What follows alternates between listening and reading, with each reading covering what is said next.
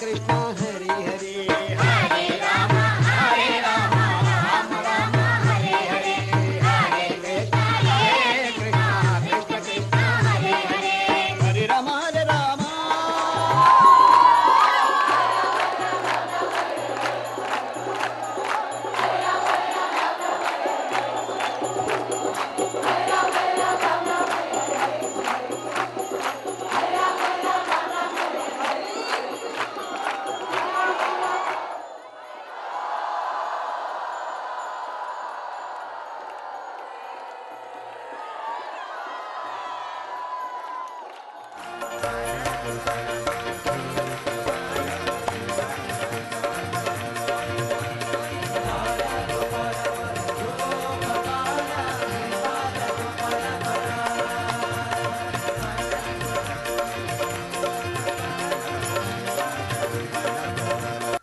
ഭഗവാൻ ശ്രീകൃഷ്ണൻ ഒരു സമുദ്രം പോലാണ്.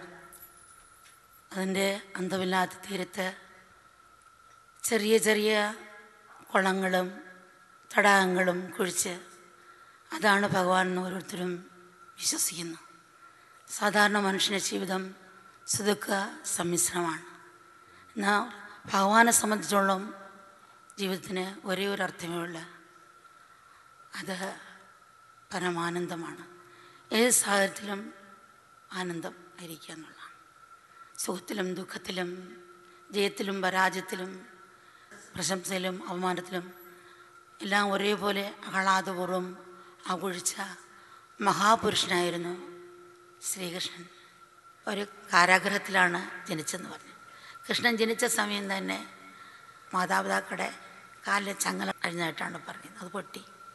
പിന്നെയോ പൂട്ടിട്ട പൂട്ടും കഥവും താനെ തുറക്കുകയാണുണ്ടായത്. ഇതുപോലാണ് നമ്മുടെ മനസ്സും. നമ്മുടെ മനസ്സിൽ കാരുണ്യം ജനിക്കുമ്പോൾ സാർത്ഥം കൊണ്ട് പൂട്ടുകിടക്കുന്ന ആ കഥകളും പൂട്ടുകളും തുറക്കും.